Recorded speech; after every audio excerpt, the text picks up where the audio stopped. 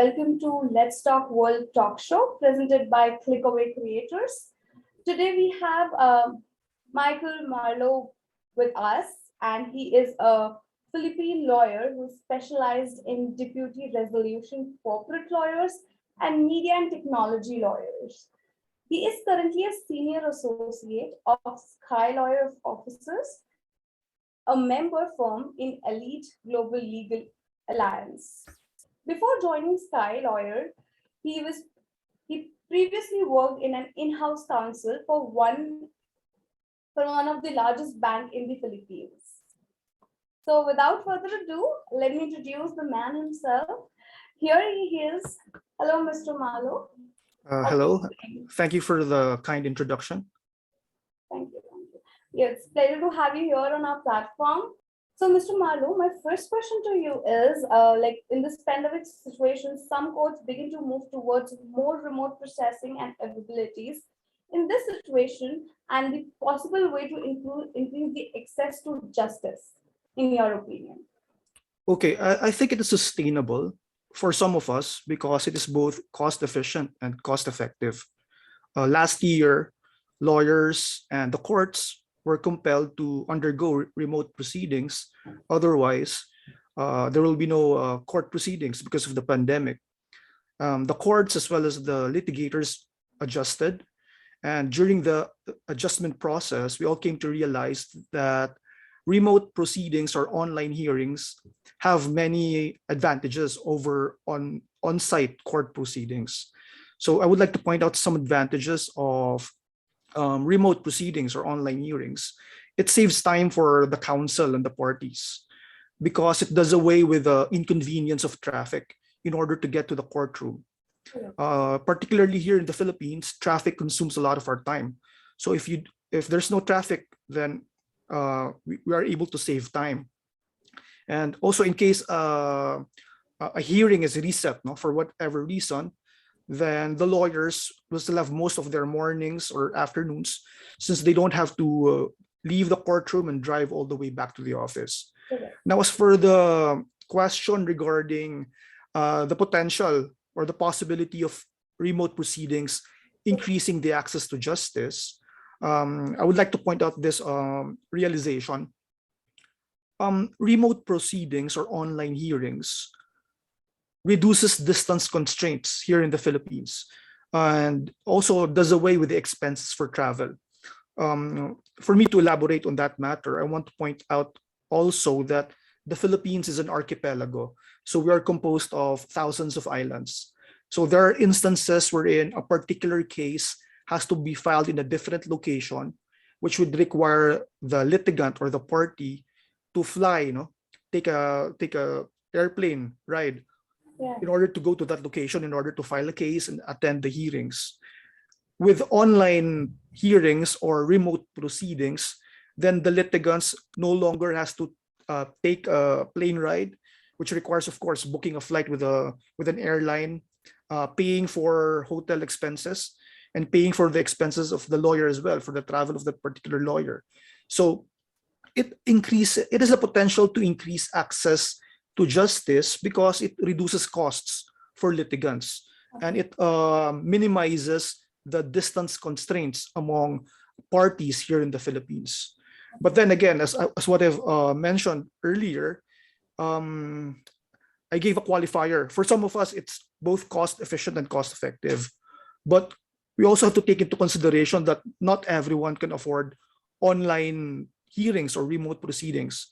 There are sectors in society who can't afford the mobile data or the internet access in order to be able to attend remote proceedings.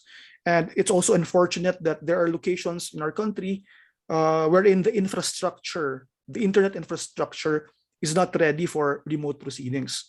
So ultimately, I think I already gave a very long answer. Ultimately, remote proceedings is sustainable, so it should still be an option in the future. At the same time, once the pandemic is over, on-site court proceedings should also be an option. So the party litigants and the lawyers should have two available options: remote proceedings or online hearings and on-site court proceedings. That's correct. That's really true. So let's get back to the next question that I have for you is how would you rate your current legal system drive towards encouraging access to justice? Is there tangible movement in closing the justice gap? Okay, I can't give a numerical rating, but what I can say is that there's tangible movement in closing the justice gap. In most law schools here in the Philippines, they have legal aid clinics, which wherein the students give free legal advice and even representation for indigent litigants, no, or parties who can't really afford the services of a lawyer. So we have those in the Philippines, so legal aid clinics. Then we have also the public attorney's office, which offer the same services, no, to indigent litigants. Then the National Organization of Lawyers in the Philippines, which is the Integrated Bar of the Philippines, also has its legal aid, no, in its various chapters all over the Philippines. So there's a tangible movement to close the justice gap. But even then, of course, the rules of procedure in civil and criminal cases were recently revised to expedite matters. So there's a clear, tangible movement in closing the justice gap. However, we need more courts in the Philippines. The court dockets are clogged. That's the reality of the situation here. In fact, in 2018, I was able to access this data. No? For 2018, there are about 1.3 million cases in the courts in the Philippines. That's a lot of cases. So it's normal to go to court in the Philippines, then there are 20 to 30 cases for that day. That's a lot of cases. So even if we have institutions providing free legal services to indigents, no, or those who can't afford the services of a private lawyer, and even if we have the revisions of our procedural rules, we still need more courts. Otherwise, it will still take time for the courts to decide cases. And as they say, no, justice delayed is justice denied. So in order to really close the justice gap, we need more courts. That as you were talking about, the cases are increasing. So on the same page, like I would say, as you said, arbitration is increasing. So it's for dispute, people go from all around the world, people come and go for the arbitrations and over there.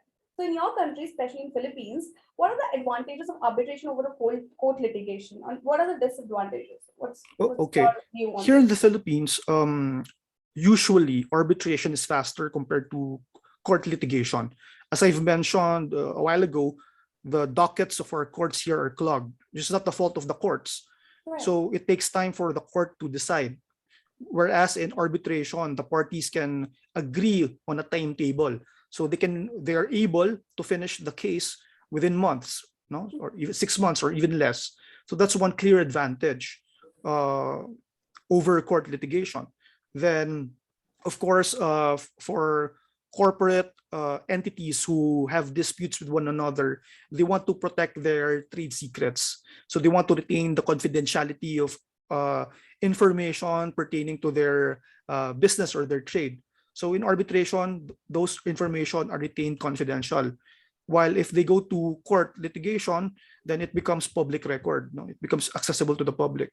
So arbitration is faster, it's confidential, and just recently, the Supreme Court in the Philippines revised the rules when it comes to civil litigation. No, but if you take a look at the rules in civil litigation in the Philippines today, it's very much the same as arbitration. But with the dockets of the courts clogged, why choose litigation over arbitration when arbitration is faster? So that's one consideration. No? For those who want to resolve their disputes in the Philippines. If it's a commercial transaction, it would appear that arbitration is more advantageous compared to litigation. But as to the disadvantage, we still have this practice in the Philippines wherein the losing party in arbitration would go to court and ask for a remedy from the court if they lose it in the arbitration proceeding. I think lawyers in the Philippines should gradually do away with that practice because it will not promote the use of arbitration as an alternative dispute resolution mechanism in the Philippines. Right, correct. Thank you for providing your views over it, and that was amazing. So it says like it's a saying that time is money in any profession, Okay. but especially in the legal field, it's more of it.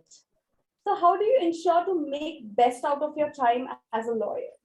Okay. Like most lawyers, my schedule is very structured. I strictly follow a calendar down to the dot. But just recently, I realized that you must also make time to relax, to find one must find time to do recreational activities, because sometimes the lawyers would think recreational activities is a waste of time. It's not productive, it's counterproductive. But the truth is those recreational activities, which that time for relaxation would actually recharge you. It gives you that it's like we're batteries. If we the recreational activities is the recharging process, and you need that recharging process in order to be able to be function well in your lawyering endeavors and activities.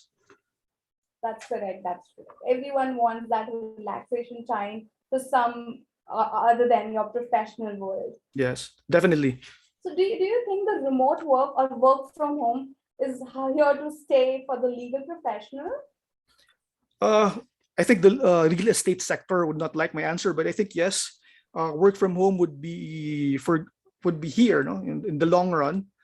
For lawyers, what we need is a word processor, communication lines wherein we can be reached by our clients, or where we can call offices and our fellow lawyers in the firm, or also where we can reach our clients. Then, of course, materials for research, which is the internet. All of those can be done in the confines of our condominium units in our homes.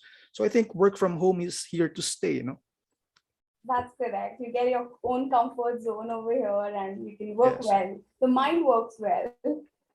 Right.